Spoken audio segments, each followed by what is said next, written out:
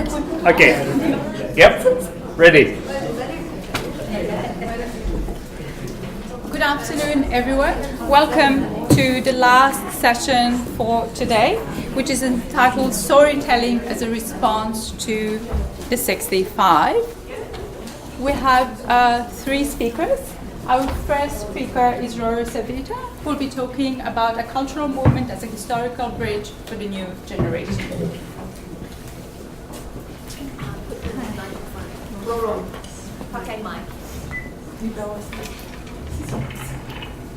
Kayaknya pertama nggak usah pakai mic terus cuma ngomong sebentar.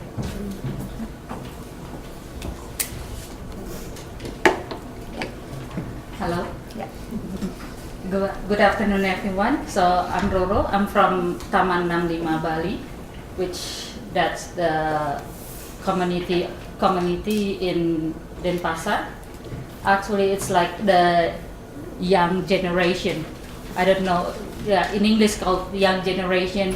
It's the third generation from the victim of 1965, but also from the other side, from the perpetrators or someone like me. I don't know what is victim, I don't know what is perpetrators, just joining with that group. So the focusing about Taman 65 or Taman 65 in Bali is first is melawan lupa. Melawan lupa, it's like preserving the memory. So we come to the victim, so we discuss with them, we talk. Some of the victim, they like, okay, it doesn't matter if you want to record the conversation, but some they said no, we don't want to record, or some even they said you can record me, but after I die, so you can give this record to my family. Also the perpetrators also the same. Some they said it doesn't matter you record me. Some is like no, you can't record this because also it will affect to my family. It's not only to me.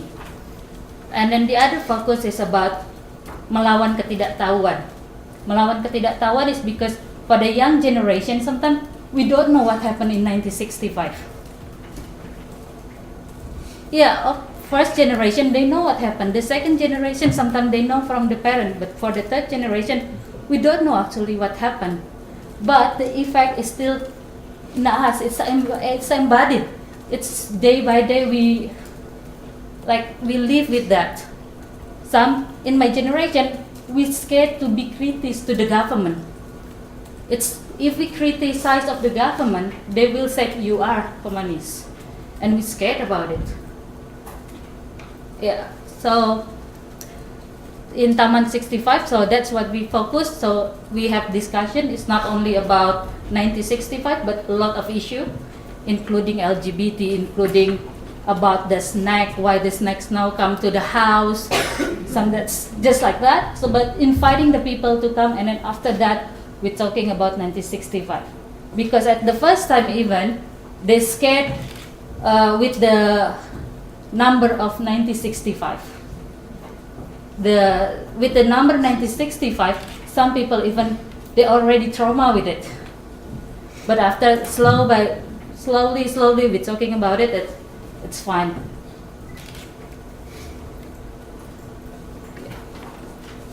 So to put the context what I'm talking about after this, we have some video. Put it the video.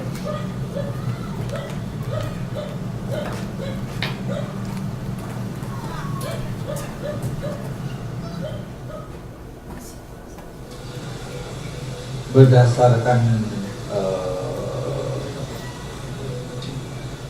pengalaman, penglihatan dan pendengaran, jadi bahwa yang saya tahu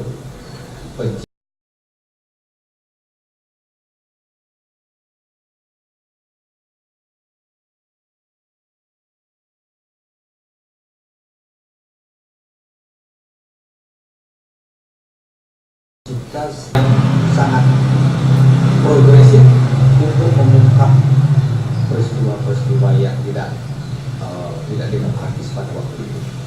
Setelah dia berkumpul dengan korban-korban lain, bahwa itu merupakan satu fenomena tersendiri yang dia harus ungkap.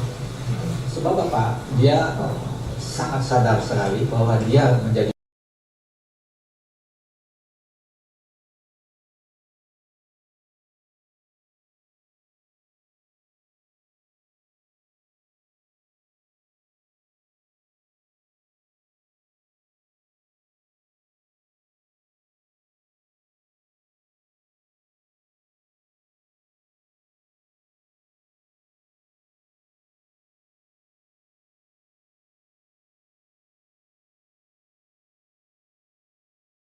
korban yang menjadi korban dari ketidakadilan. Jadi apa yang dituduhkan kepada dia itu semuanya adalah rekayasa. Maka itu saya teringat dengan anak-anak saya, istri saya, yang sampai hari ini masih setia menunggu saya. Maka itu saya tahan lagi supaya nanti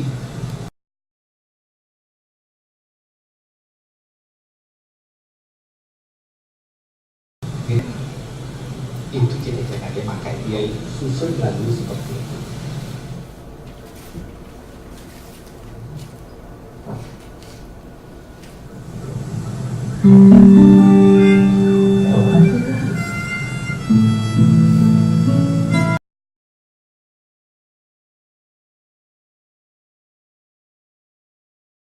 Kau hadir, Tuhan buyung dalam derita,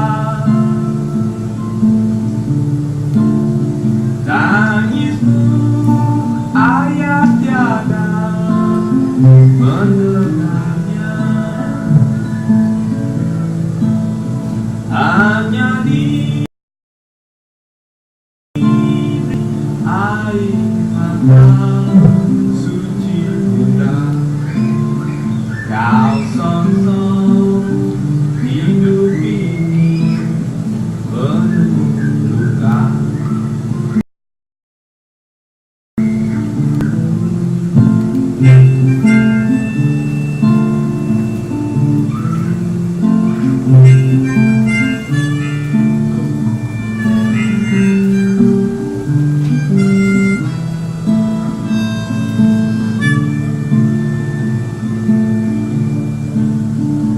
Namun yang buyung seorang, ku yakin saja ini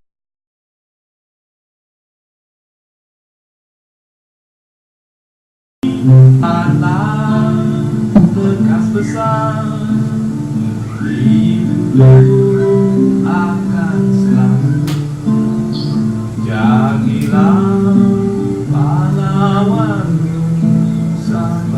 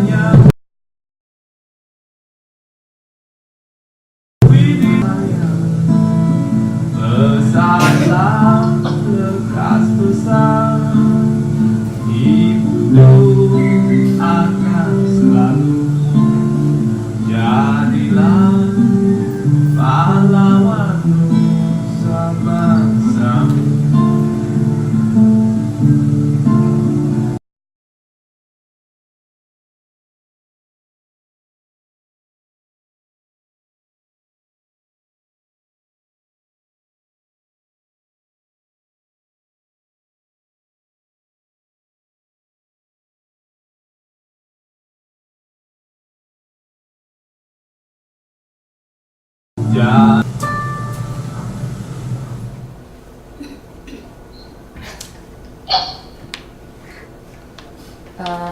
So actually this song is from the real story. It's created by Pak Amir, Mr. Amir, Amiruddin Cipta Prawira. When she was in the jail, his wife is pregnant and born the baby, and his name now is Prihatin. After we launched this song on YouTube, actually you can access this in YouTube. Someone come to us, the young guys come to us, and he said, I'm the grandson of Pa Amir, Mr. Amir, the creator of this song. And then in the time, he was like in a short hair, and we a bit afraid because we thinking he's intelligent, he's military. And then he said, I'm the grandson of this song. Is this true of my granddad making this? And then I asked, who is your granddad? He's from Madura. And then he said that story, his grandfather, he's from Madura, he's a singer. And I said, yeah, who created this is from Madura, but he was in the jail in here, in Bali. And then after that, after along the conversation, and in the end we believe that he is the grandson of Pa Amir. And he said, before his grandmothers died, he talked to his father to try to find the true story about his father, the father, I mean, Mr. Amir. And then after that, after the conversation, he's called the father. It's mean the son of Pa Amir. And then he come from Jakarta to meet us in Bali. And then we meet. And then he said, I was trying so many years to find out who is my father. This true story about my father. And then after this song, we found it. And yeah, a lot of drama in that conversation because of cry and the others. But then he said, I want to meet with the other people, his father's friend, because his father was died in the jail. And then after meet, and then we create the meeting with the other survivor, the ex-political prisoner, and then he met. And then of course in that also another drama, cry, oh you are the child of Pa Amir, you looks like the same like him. And then it's like, it's really for us, for Taman 65, it's really amazing for making this.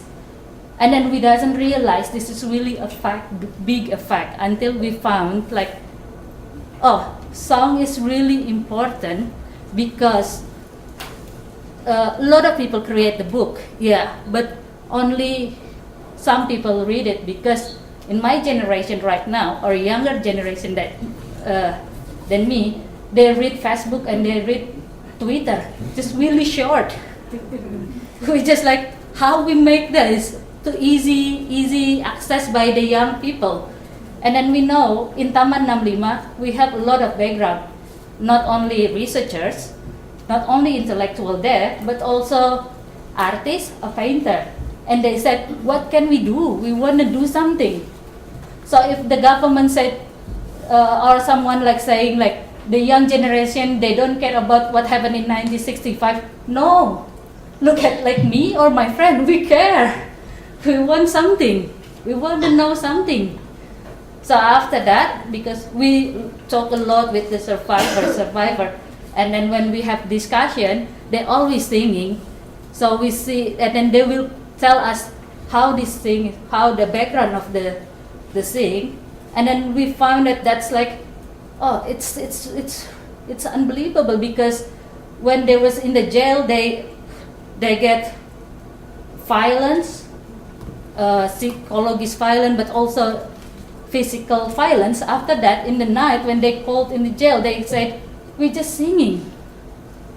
That's what helped us, because the jail is a lot. And then they said, oh, I will say the block are singing now. Then they sing. The block they sing and they sing. And then what they remember is the other song called Tini dan Yanti, because Tini dan Yanti is actually the message for the daughter. So Tini dan Yanti, Tini is it's the name for the women, So created by Ida Bagus Santosa. Ida Bagus Santosa is Ida Bagus Santosa is the political prisoner on November, but she already know on December, the end of December, he will die. So the military will execute him. So he wrote the message in the wall of the jail. He wrote it with, I don't know, with some extra I don't know, with the stone something, because they said until 1968 they can see the message. So from that message, because the other political prisoners said, I don't want to lose this message because this is really important message for their family. So they create that message as a song. So they create that message as a song, and then after we met with all the political prisoners, he always said, pass this message to his daughter. We try to find his daughter, but we can't find it because he changed her name, so we can find the daughter. So we collect that song who they create in the jail from their real life. So we made it like this right now, like the book, the small book, but this is actually the album. We have six album there. 4 album is from the way create there in the jail, but two song is make them to go to the jail. So the singer actually is the professional musician. They're quite famous for not only for Bali but also for Indonesia. It's easier for us to pass this message. And it's not because of Taman said, oh, you can sing this song, not, but they come to us and they said, the musician said, what we can do for this situation, what we can do for helping 1965. And then we said, oh, we have a lot of song, so they can sing. So they choose this song. Also is not easy because it's from the old people. They never sing this song again after 30 years. After not 30 years, I mean maybe 20 years. They forget about the lyric. Some bapa they remember just one lyric. Some other they just remember one. Until sometimes they fight each other because this is not true. This is the truth.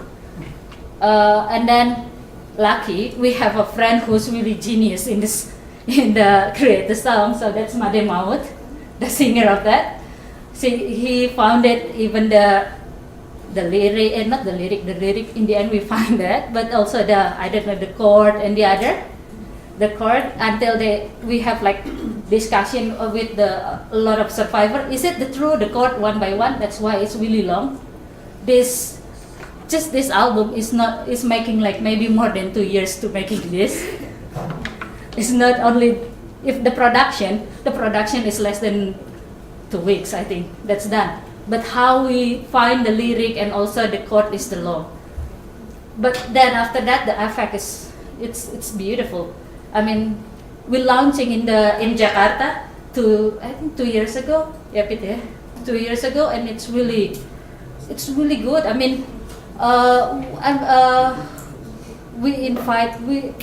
it's amazing because more than, I don't know how many, but in the Gutta house is a big place. It's really full until in the outside, until we said, who already know 65, and also especially activists, please out from the room because someone can't move. So it's a lot, and then after that, a lot of people, after that the media covering all. So it's amazing for us until we found the Tini and Yanti. I mean the song from Tini and Yanti, and then after that we found that girl, and then we give the message to her. This is the message from your father, and then she was crying, but unfortunately she never want to come out as Yanti because she already changed her name. So, thank you.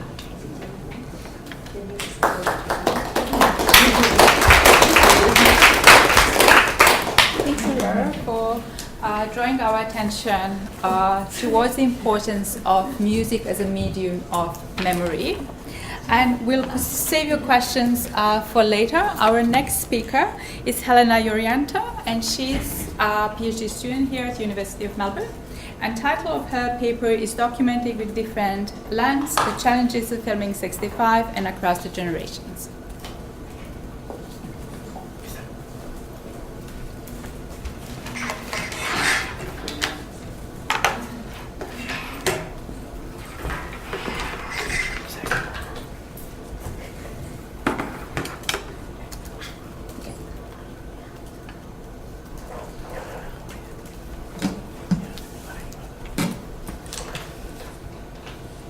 Hello everyone. I hope you're still awake. Yes. Otherwise, I will.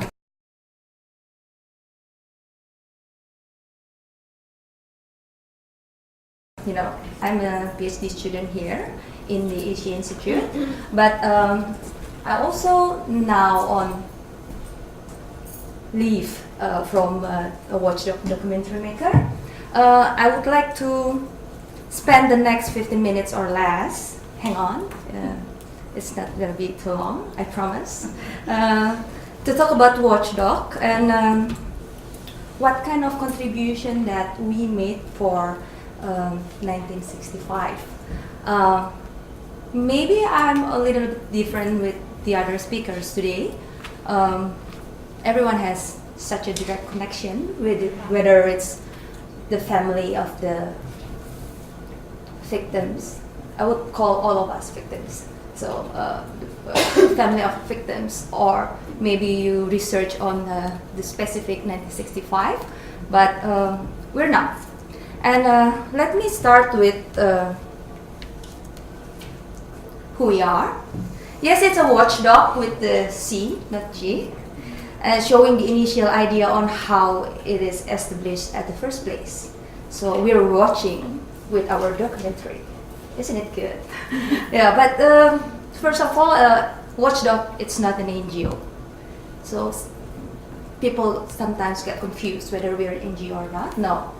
We are a profit organization, but we have a good heart that, try to do good things.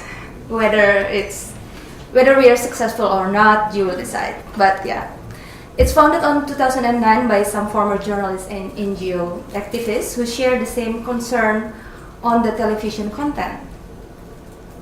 At the moment, we found that we cannot find, ironically, after Suharto stepped down, we cannot find such a good content, especially about history, in our TV. If previously we can see the propaganda of pengkhianatan G30 SPKI, after Suharto, we cannot see. We can see nothing. I mean, literally nothing. So we try to make something, but it's a challenge because we're facing the media industry, which prioritize in profit. So we decided to produce documentary, mainly using an alternative discourse of view to balance the mainstream narrative offered by media industry. Yeah, this is some of our works. This is our first documentary series named Bab Yang Hilang, or The Missing Chapter, broadcasted by Kompas TV. And it happens to be our first documentary aired by mainstream media, talking about history that people won't be able to find in the history books. That's the idea. And this is where we start to use mainstream media to advocate some issues, particularly on 1965. Also commissioning with Kompas TV, Memoir is our documentary series on Indonesian prominent figures. There's Osmar Ismail here, and Inggit Ganarsi. This is Rahmi Hatta, and we know who he is. And sorry, I have to show you this. I cannot help to show you this. And sorry, it's not in I don't have time to get a subtitle, but I hope you enjoy this one.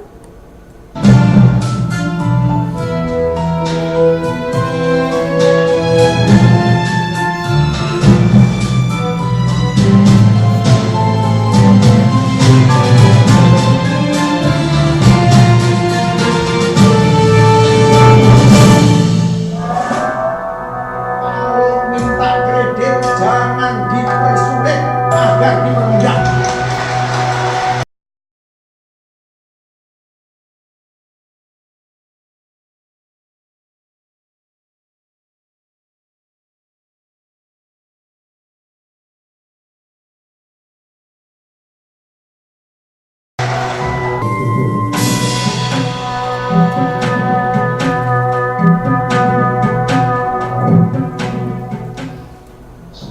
Demi persatuan dan kesatuan bangsa, agar Presiden secara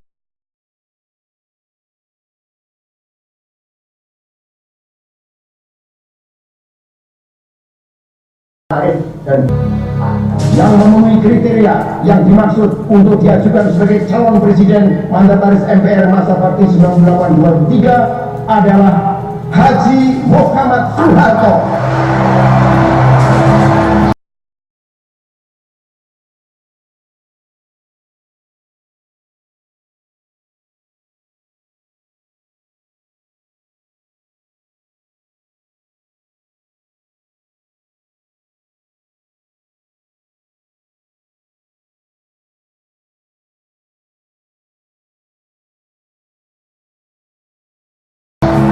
untuk semua kekuatan itu sebagai mengkhianati dari kami itu.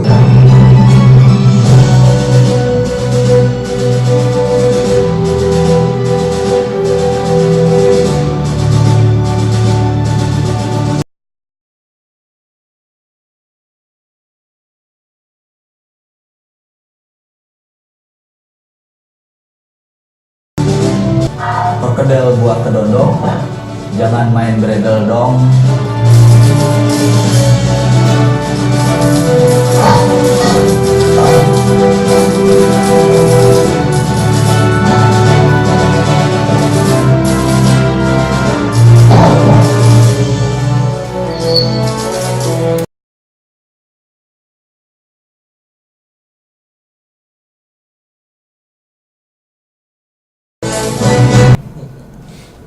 Yes, the name of the series is Mereka Kini. So we've been wondering where is Harmoko now. I think 4 months after we conducted the interview with Harmoko, he got this stroke and he cannot speak anymore. So we're so lucky. It's the last time a media, non-mainstream media interviewed him. Well, go back to the case of 1965. We also made this. In 2011, Watchdog and Kompas TV agreed on producing this powerful new series named Jalan Pedang. This series is about the insurgencies in Indonesia, or at least those who were labeled as insurgents by the government. For the first time, a history program filled the prime time slot in mainstream media. So it's been aired from 8 p.m. to 9 p.m. And we used this opportunity to also explore more story, not only about 1965, but also about the Indonesian Communist Party, PKI. We have 2 episodes of PKI. This one is the first one from 1926 to 1965. And we got the second part of that. And this is the second part where we documented also the exiles in the Netherlands. So to give you, I make this compilation of the documentaries we've done on 1965 and PKI, so you know that we already follow this issue for such a quite a long. Sorry. Okay.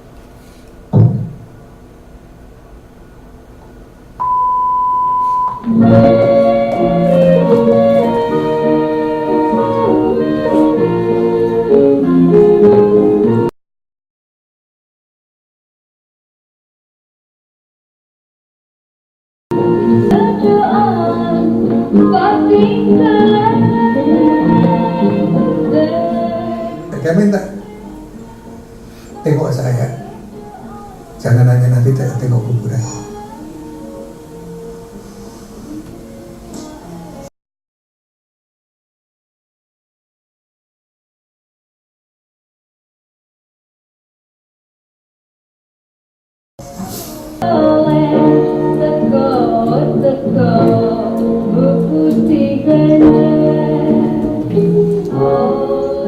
Peristiwa 30 September saya berada di Tiongkok, jadi sama sekali tidak tahu.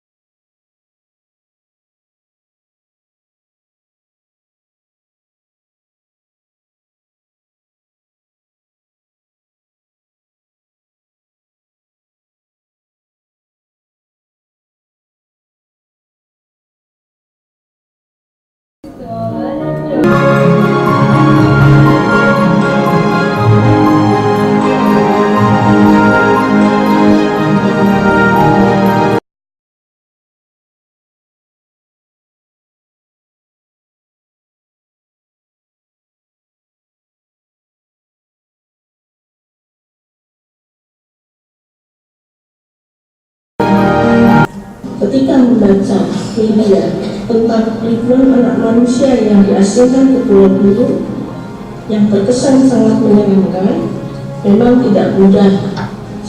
Kami sering ada ganjalan-ganjalan dan perbedaan.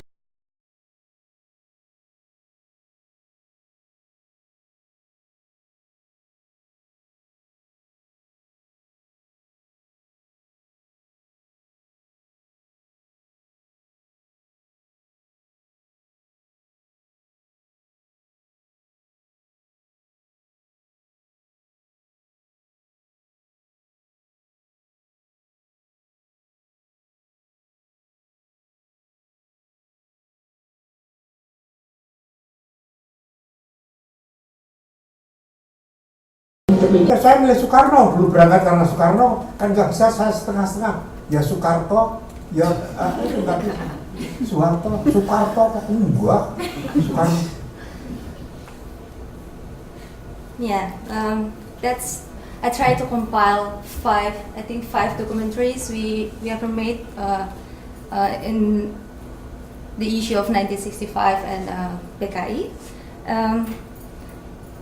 At the moment, we have a very good team with Kompas TV at that moment on 2011.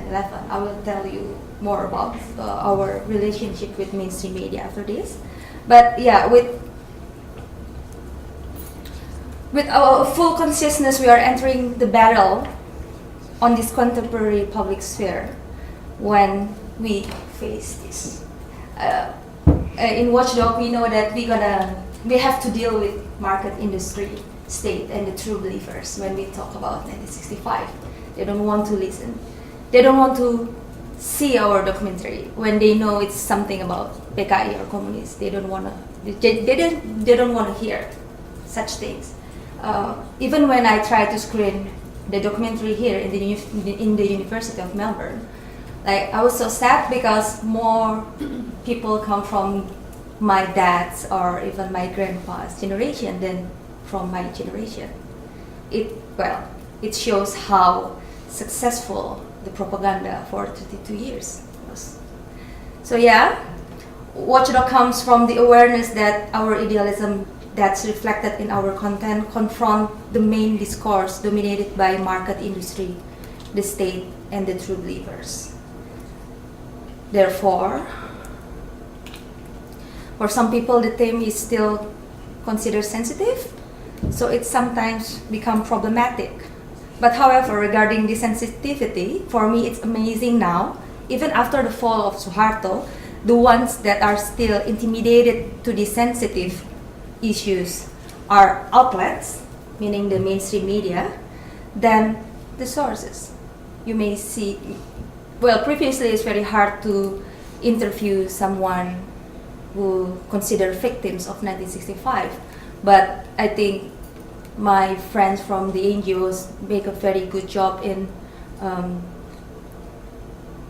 partnering them, so now they can come up with and we can talk easily with them. Like Ibu Katmiati can be so open, but not, unfortunately, not our mainstream media. Well, actually, after Jalan Pedang, we produced Jalan Suharto, documentary series about national policies under Suharto. We managed to complete 15 episodes on 2014 to be given to Kompas TV, and yet they are still sitting there off air.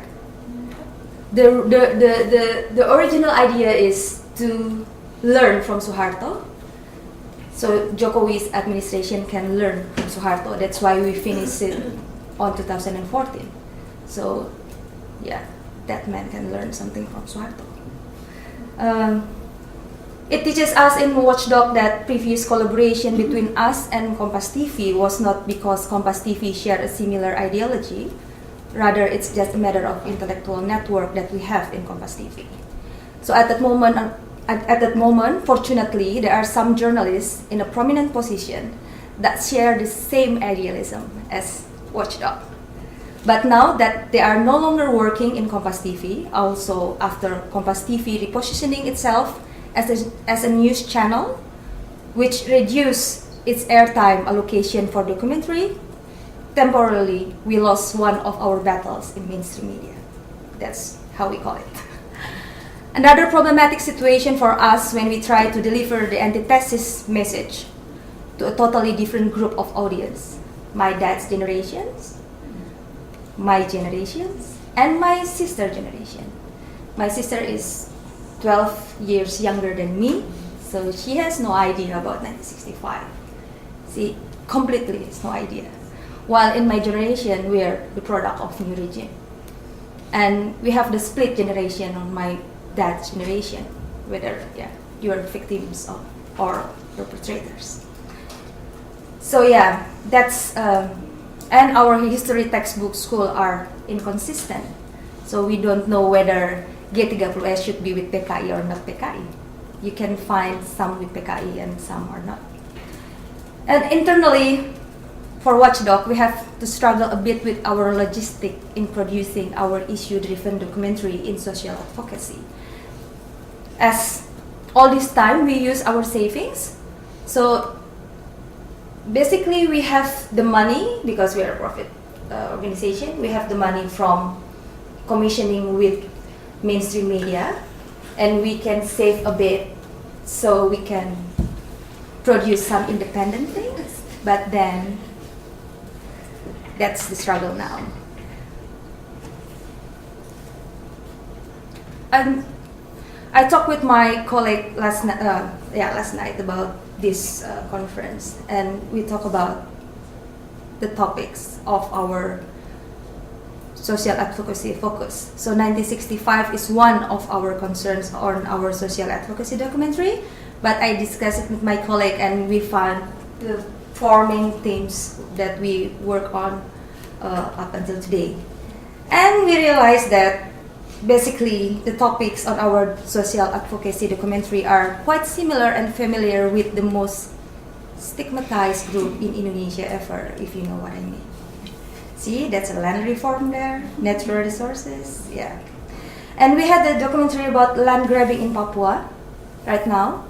We made Samin versus Semen, which taught us the movement of Samin people in Rembang and Pati, Central Java, in protecting their karst, which is crucial as water preservation for their agriculture. And we made documentaries about reclamation in Bali and Jakarta. So we try to be consistent with 65. I think if we have a sufficient saving, we want to continue our exiles project, because the nice old guy that made me cry, Pak Min, I managed to interview him on 2013, and he passed away last year. So we have a very limited time. I really want to have all their, I want to document them all and learn from them.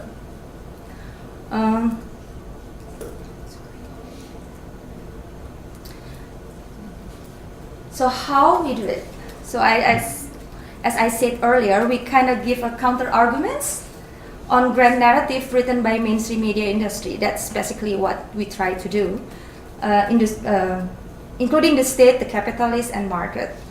And we realized that as a subculture, what we're doing is just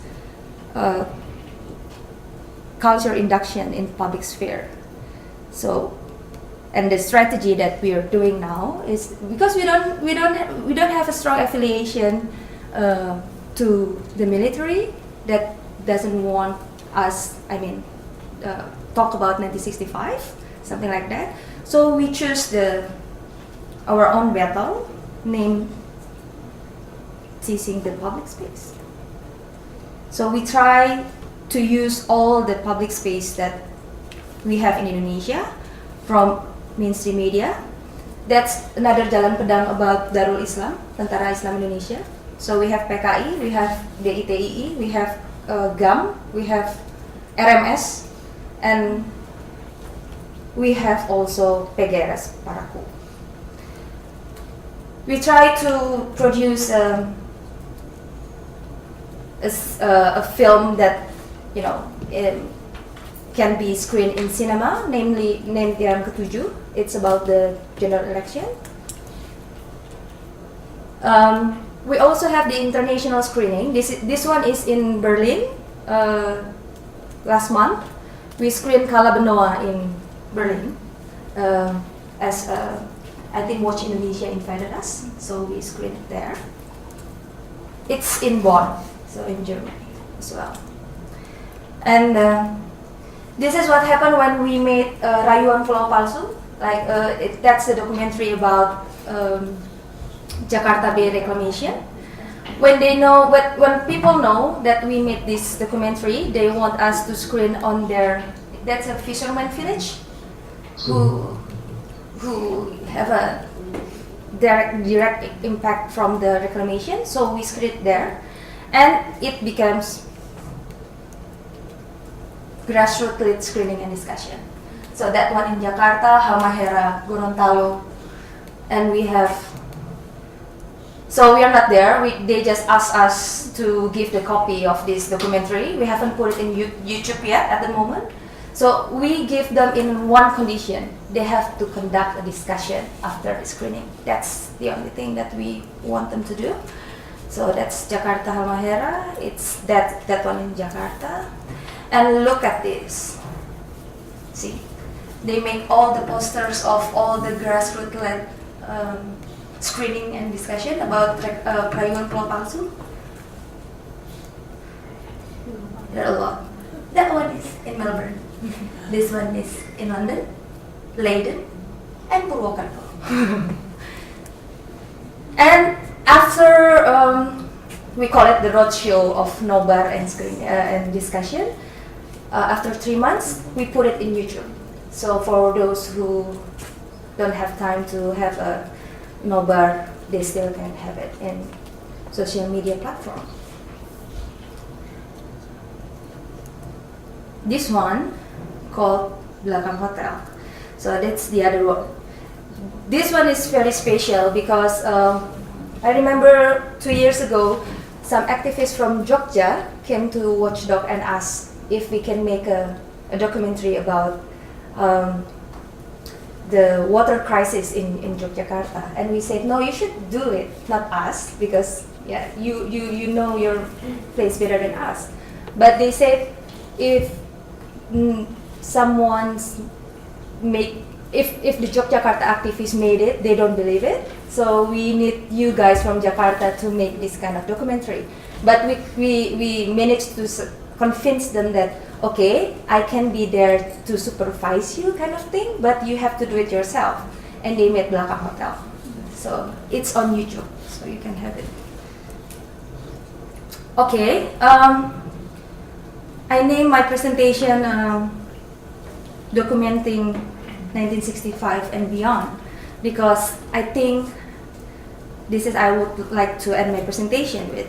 I want to quote my fellow media scholar, which is a PhD candidate in King's College, London, Eric Sasono, who researches Indonesian documentary, that he thinks the film culture, and I do agree with him, defined as production and circulation activities within a distinct network and infrastructure, now has expanded from what we call as political identity, now to also political subjectivity, as the audience are involved now in production and circulating the film.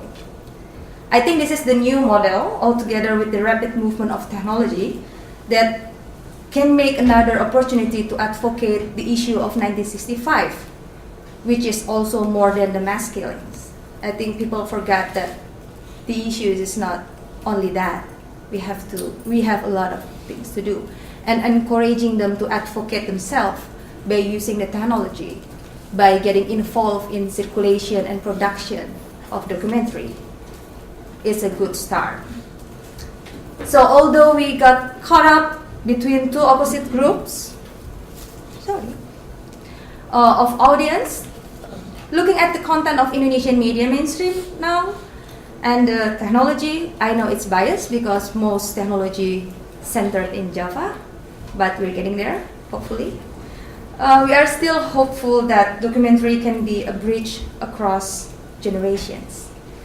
Thus, now back to my first statement at the beginning of the presentation, you will decide whether this profit organization already successful or not, or still getting there. Thank you.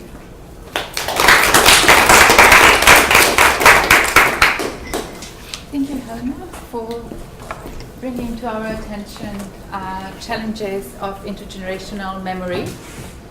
Our next speaker is Ariel Heryanto, who is an incoming Herb Fate Professor for the Study of Indonesia at Monash University. And the title of his presentation is Looking to the Future, New Generation, Broader Perspective.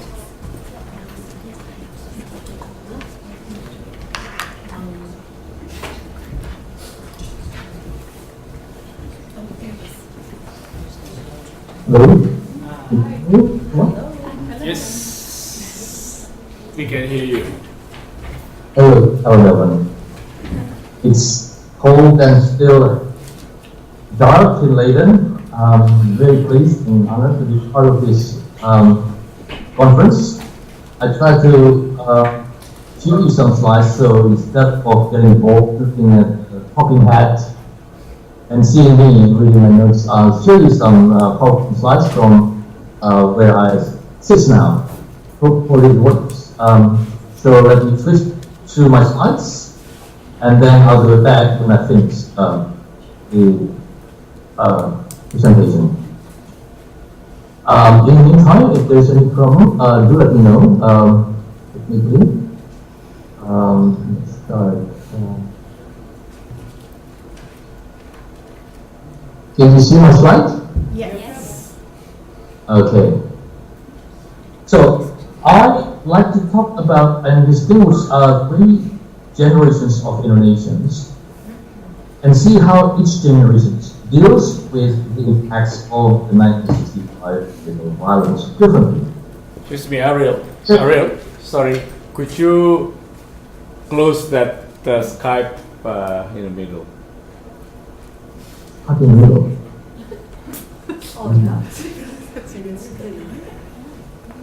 Sorry. Oh, shift it. Shift that one. Yeah, shift that one. Which one? Not that one. Not that one. Not that one. Not that one. Go back to where you were. Yep. So that one there. Yeah. Shift that one. Yes. Can you see? Okay, that's okay. Don't worry. Yes. Or go to your reading page on your PowerPoint. Go to reading page. What page, sorry? Reading page. Slideshow. No, slideshow will move. Just reading page. There's a side of a book icon. There's a book icon in front of you. Click that one. You want me to go to Holland? I'm trying. If you go, there's a book icon. There's a book. You can't see me now? No, don't worry. Just keep going.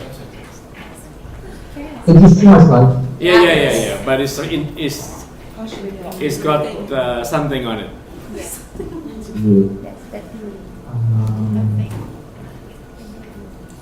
Somehow you got our slide in the middle of your presentation. Really? Don't close yourself. Okay. One. Yeah. That's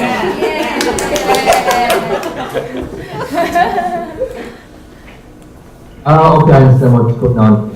I have not here. Okay, now it should look better. Right? Yes. Yeah, push it a bit more. If And you it's yeah.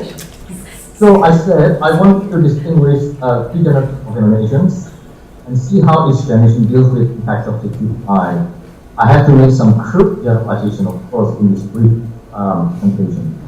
The first generations were adults, Christians, who saw life immediately before, after 65. They occupied a wide variety of political positions in relation to conflict in the 60s. Some were more politically active than others, but today many of them have died.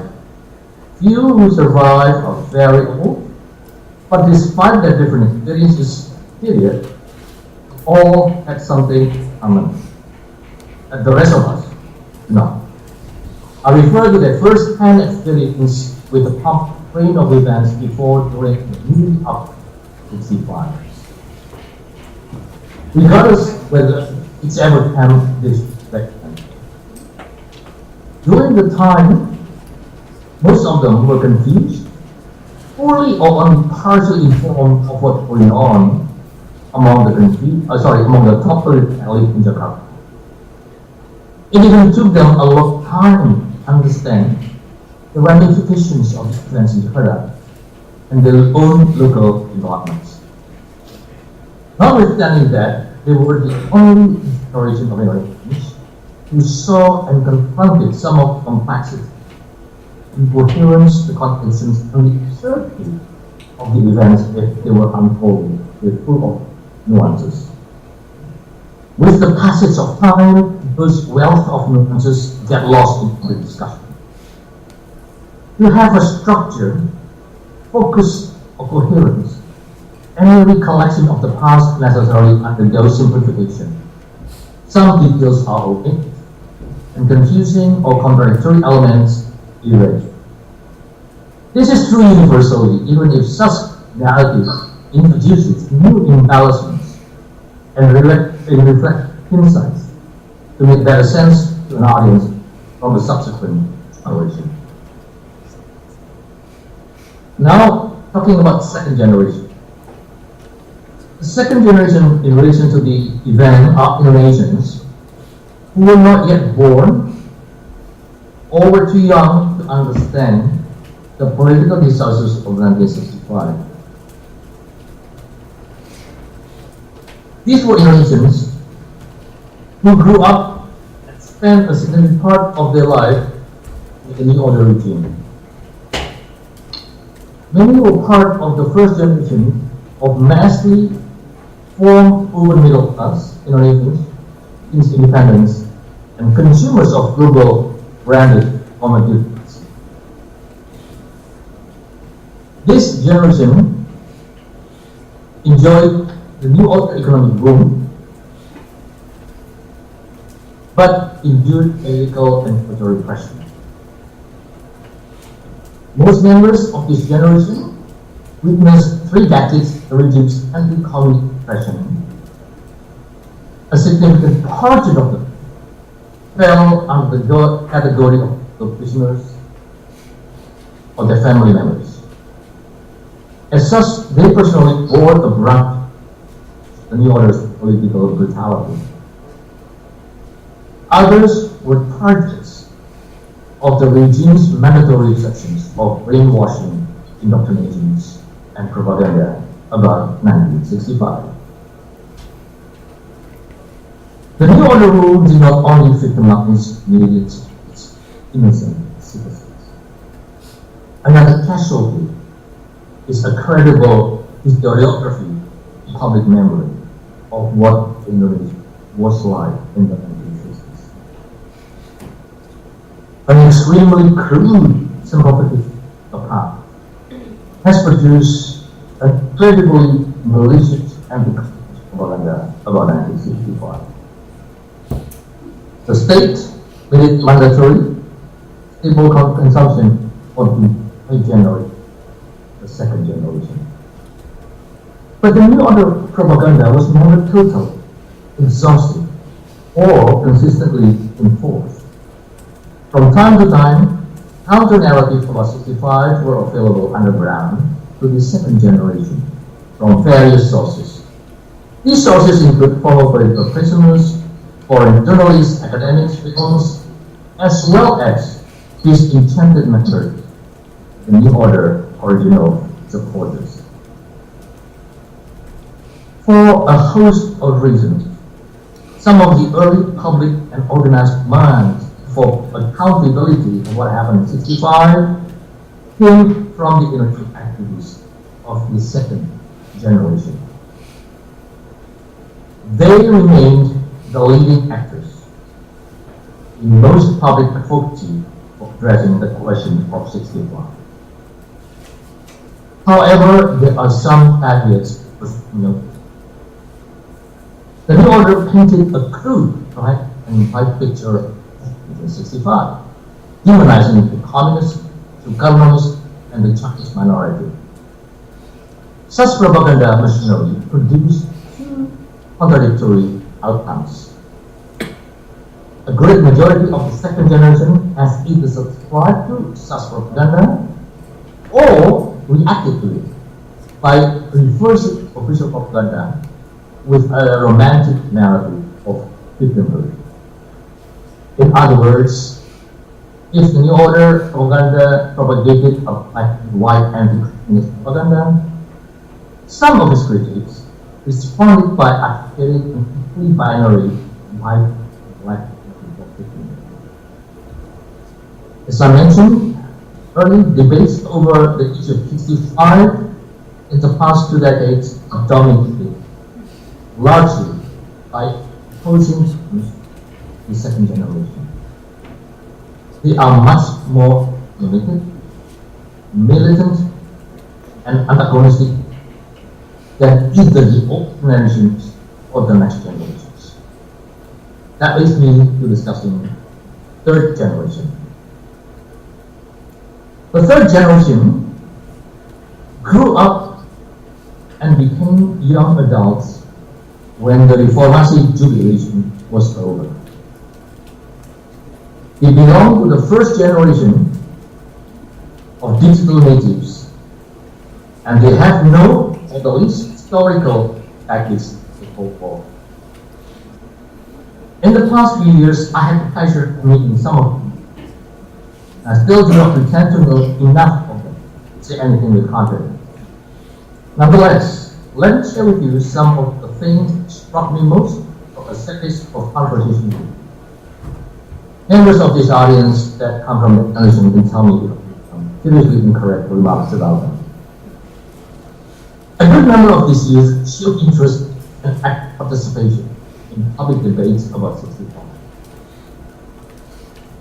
Private conversation with individuals whose third generation showed a strong sympathy for the victims of 65, but led to unexpected revelations.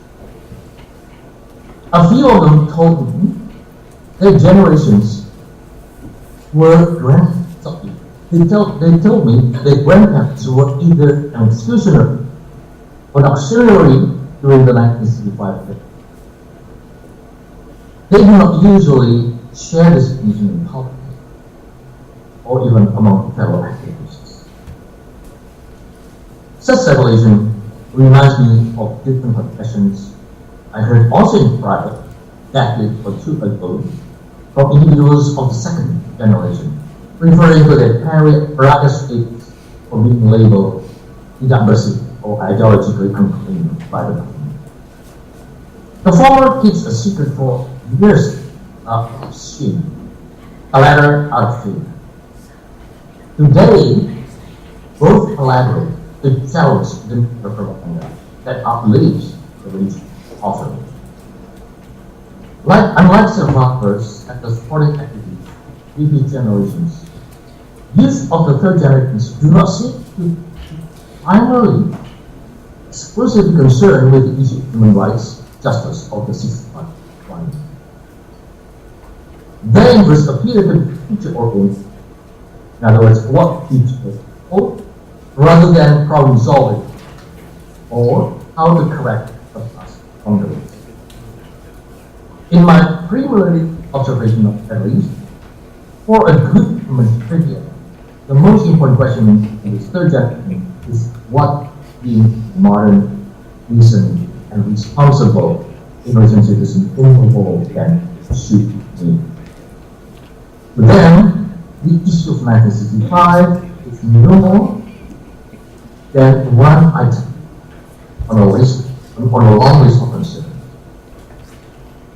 In contrast to human rights activists and strugglers with these generations, many of these young people do not privilege the issue of 1965 feelings over other and seemingly unrelated issues, such as sustainable environment, urban poverty, gender equality, civil rights, LGBT communities, labor movements, or the political creation.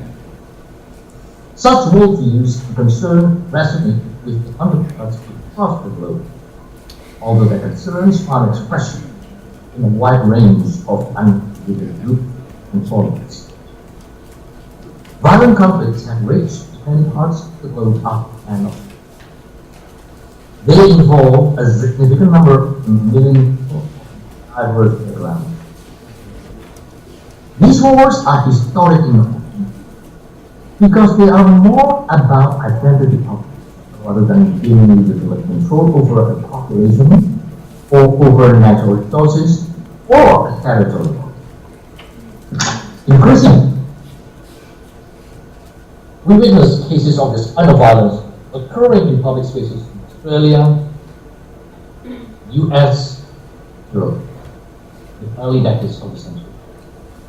For these reasons, I've long been tempted to think that self-radicalized jihadism is not immediately linked, but highly comparable to the new industry of female prohibition in Indonesia, or the popular Korean Wave in East Asia, or the Occupy movement elsewhere. Fundamentally, common to all these extremely disparate activities is a strong need or desire for a new or renewed identity, with affiliation to a greater cause that engages global recognition. These trends appeal to you of incredibly different social, economic, ethnic, national, or religious backgrounds. Analysts have theorized one possible reason for this movement. They suggest this trend takes place because these youth having left down existing national ideologies, traditional religious practice, leadership, party politics, the school, the neoliberal capitalisms, and the old institution of them in everyday life. Now let me conclude. I speak of three generations not as discrete categories of real people, rather as crude navigable tools.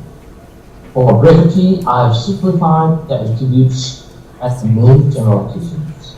Of course, exceptions, but my main message is this is the time for the older generations of generations and the foreign sympathizers to listen more carefully to the concerns of this younger generation. They may still be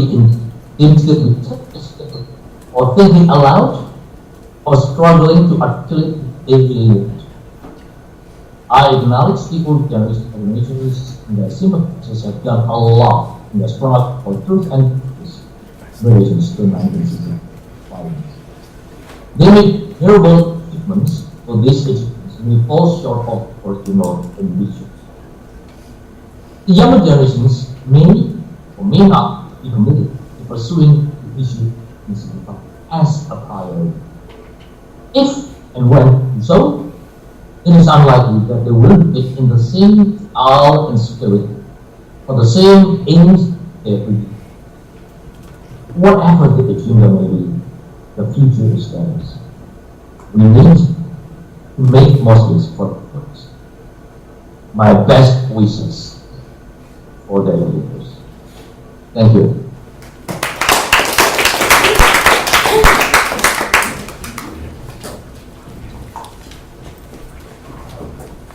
Thank you, Ariel.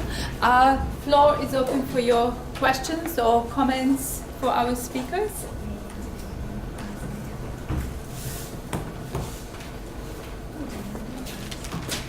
Maybe the speaker should actually go. Yeah, sure.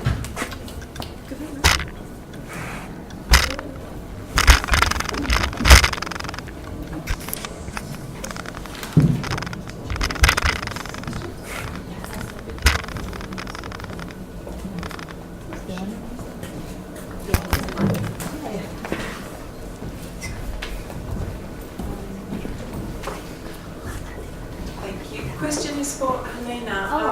Sorry. Why? It should be an easy one. I just want to hear a bit more about the reason why Kompas TV is holding on the series of documentaries about New Order policies. Can you tell us a bit more detail what they were looking at and why you think this particular sensitivity to those documentaries, and do they have anything to do with 65 at all? I don't know. Yeah.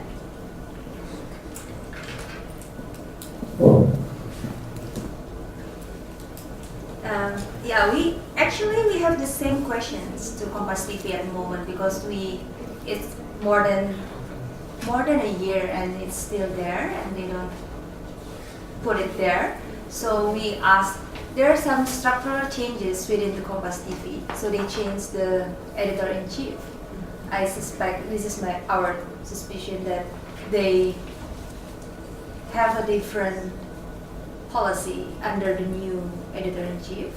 But then we tried to talk to them a couple of times and they asked us whether they can edit our piece. So we said, no, if you want us to edit it, let's talk together so we can do it together, not just edit our things. And I think we had this last conversation on February before I went here, and they still don't want to do anything with Jalan Suharto. Well, I can give you some information, but I know it's live and it's recorded. So because that's if you see Jalan Pedang and Jalan Suharto, clearly Jalan Pedang is like more, it's stronger than Jalan Suharto. And I remember when I made this Jalan Suharto, especially an episode about the policy for agriculture policy, about the green revolution and everything. And also we made about keluarga berencana. It's it's not that, it's not that dangerous kind of thing. We just say that, okay, but after Suharto, we don't have a clear policy about kependudukan, for example. We have transmigration, we criticize transmigration and KB, but then they still, at least he still has that policy, but not Megawati, not SBY, and we expect something from Jokowi. So. But yeah, they never came up with a very honest, clear answer to us. But we have some suspicions. Yeah. I can ask a question to you both, but maybe Roro, because you were talking, Roro, about the group of people who have joined in Taman Lima, and how many of them are young people who are really interested in the issue, and we also heard from Pipit and Ibu Kadmi this morning that more and more young people, university students, and Layla talking about high school students, inviting her to speak about her book. So I just wonder, in response, I guess, a little bit to Ariel's concerns about this third generation and whether or not they're going to be interested enough to engage with this issue in a more active way. Maybe you could just say a little bit more about what's bringing the kids to your group. So the reaction of the young peoples, actually, especially for this, I would talk about this. We create 1,000 copy, and then we sold 800 right now. Even some people are still asking, which is not from the first generation. If first generation, we already give it. We give the free for the first generation. But for my generation or younger than me, they have to buy. But they buy it. Yeah. They save money. They said, it's fine. I'm not go. We call it uang jajanku. Aku pakai untuk beli ini. The pocket money. They use the pocket money for buy this. So I'm feeling like it's actually a lot of people, young generation, need this information, including in Taman 65. It's a lot of the young coming, and then they say, oh, my grandfathers in 1965, they not survive, and so then your grandfathers is the victim. Oh yeah, my grandfathers is victim. And then they talk with the other. Even the other of the grandson said, "My father's still alive. It's mean my grandfather's still alive. It's mean my grandfather's is a perpetrators." And they try to find it. And then what we said, we're not talking about really big thing about the country, blah blah blah, because it's too far for us.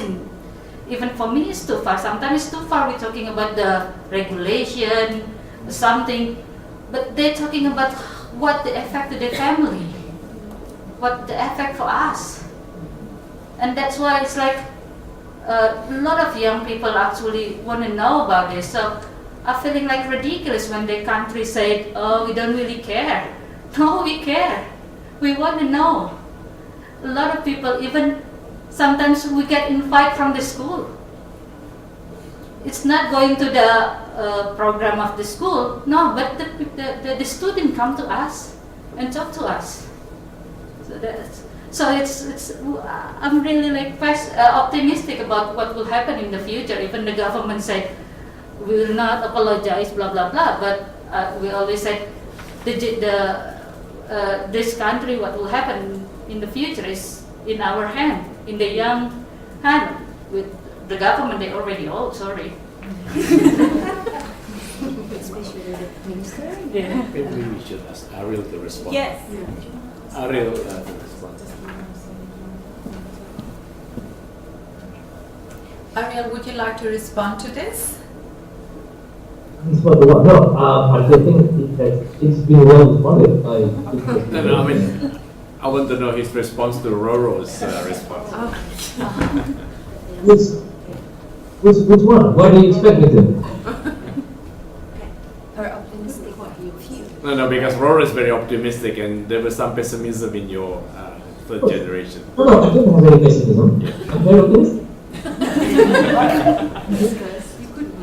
But my optimism is different perhaps from those who all deal with only with 65.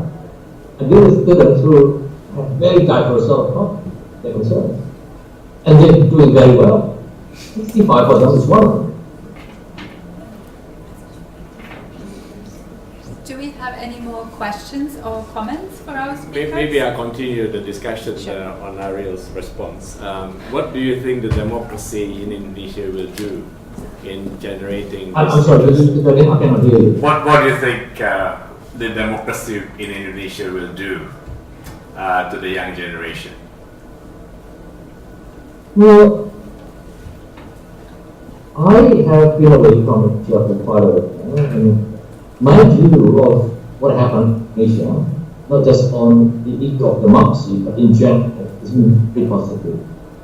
I think I have never seen my entire life Indonesia is doing as well as it is today.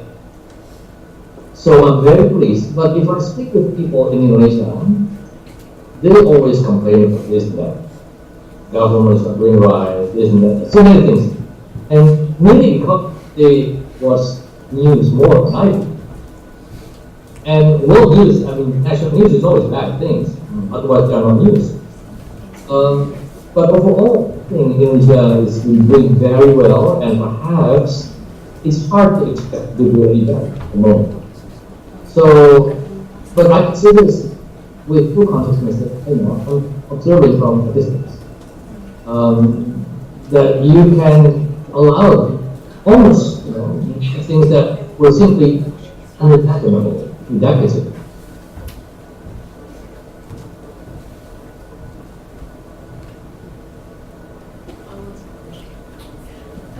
I wanted to ask a question to Hellena. In terms of your film projects, the Harmoko one, was that just a trailer? Yeah, that's just a trailer. Yeah. Okay. How do you actually overcome some of those prejudices about history that people have when thinking about the PKI, for example? So in your series, I noticed that you sort of place them in the context of other rebellious forces, so like the RMS, Darul Islam. So how do you sort of try and challenge the stereotypes when you put them in the same category, where at first glance it looks like you're just calling them another group of Pembrontak? How do you try and present a new message within what you're going to say when you sort of label them in that way at the outset, and you maybe, buying into stereotypes that people have about the PKI, or is that your strategy to attract them to watch the movie?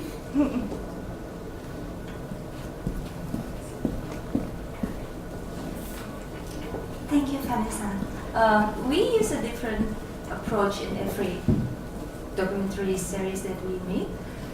Jalan Pedang itself, the name of Jalan Pedang, it speaks better than any message we would like to send to the audience. And it is very hard to make 15 episodes of Jalan Pedang, each 48 minutes. We managed to finish it in 3 years. Because it's so hard to find the source and everything, and we managed to find the president of RMS in the Netherlands to finally speak up about RMS, and how we try to challenge the stereotypes. We have what do you call it? We have this war room that we talk to. That's very fortunately at that moment in Kompas TV there are 3 prominent journalists who also read a lot, who give us also a broader context. Like, we don't want to label them as insurgents and everything. Let the facts speak for themselves. So what we have to do is we find so many facts as possible. I went to the Netherlands to buy some footage and met so many people, historians. That's the I think that's the only thing that we can do. as a documentary maker, because the previous, we know sometimes we have to remind each other, because me, Dandi, and Pancha, three of us in Watchdog, live in Suharto era. Sometimes we got confused for what we believe, but then luckily we have this regular meeting to give the progress report on our project, so we know where to go, so we don't get caught to any or new stereotypes and bias. So we never have a conclusion in every documentary. So if you watch Jalan Pedang for 48 minutes, we never say something like, so this is what, or this is who this is, no, there is no such things. We just put them there. Even when we talk about PRRI, for example, we just give the context and the facts that this is what happened. You decide. Also the RMS, how they perceive Indonesian at the moment as NKRI is very different than what we have now. One episode about Papua is cancelled to be broadcast in Indonesia because they think it's still in ongoing process and still very sensitive for the government. So from the 15 episodes, Kompas TV finally aired 14 of them, but we're happy because it's never happened anymore after that. Having a history program in on prime time from 8 to 9, and it's about what they call insurgents. Yeah. So that's the thing. I think we don't have we just have a regular meetings, brainstorming, go back to the facts, and we have a good collaboration with Kompas TV at that moment. They gave us also a good feedback and insights. That's why we finished them in 3 years. So we never conclude anything, we never mention anything in our documentary. We just leave it to the audience. So yeah, at least they will find something new, either statement or documents or footage or kesaksian from the either victims or yeah.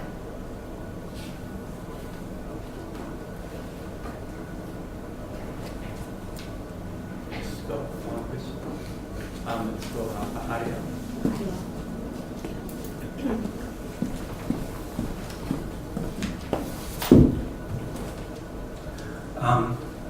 Politics of the extreme seems to be on the rise globally, regionally and domestically, sometimes in places where we thought that might not happen. Can you predict in Indonesia a situation in the future where, in actual fact, resolution of 65 is not the issue, but repetition?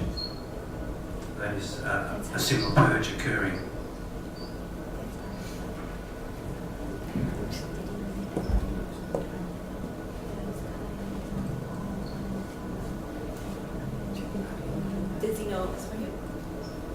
Ariel, have you heard the question? No, I didn't. Sorry, it's not clear. I didn't know that was clear. Was it directed to? Yes, directed to. Globally. Can you hear me now?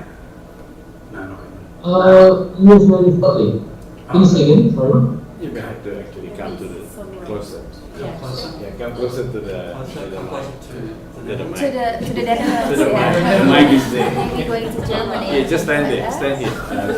Stand here. Stand there. Yeah. Here? Yeah. Yeah.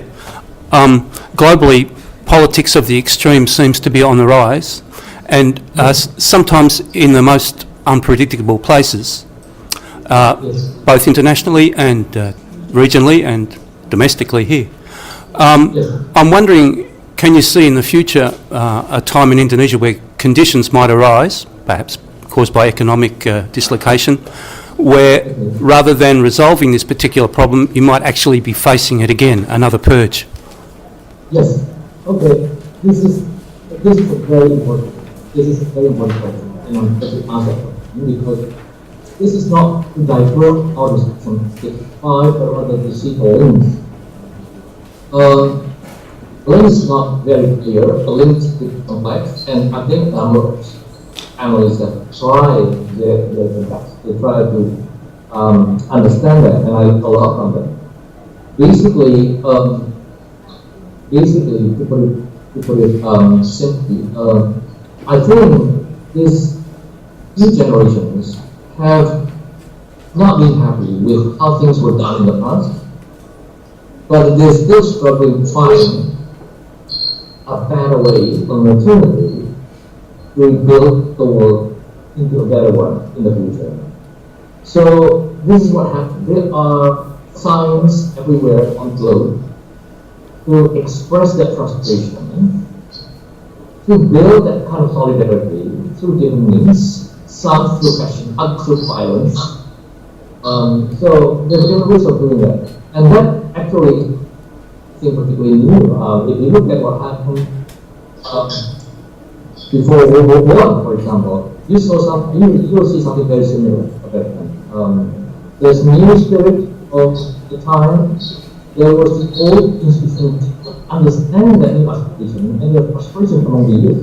So we are probably witnessing something similar because we learn history enough. So if you ask whether it's that we see this happen, I think we have already the expression of it. Not at the scale is not in this or in London or in Sydney, but there are signs. But it's therefore important for the younger generations to try to understand, to try to not simply suppress these people, also to try to work with them. It's not very easy, but I think it's a good start if we do that.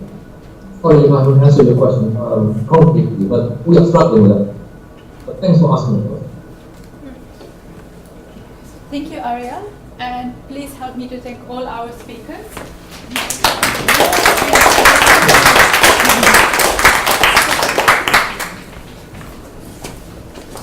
Okay, thank you, Ariel. You can go back to sleep. Good night. Good morning, day. Good morning. Oh, good night. Bye. Good night. Good evening. All right. Well, thank you so much for staying on until the very end of this really full day of thought-provoking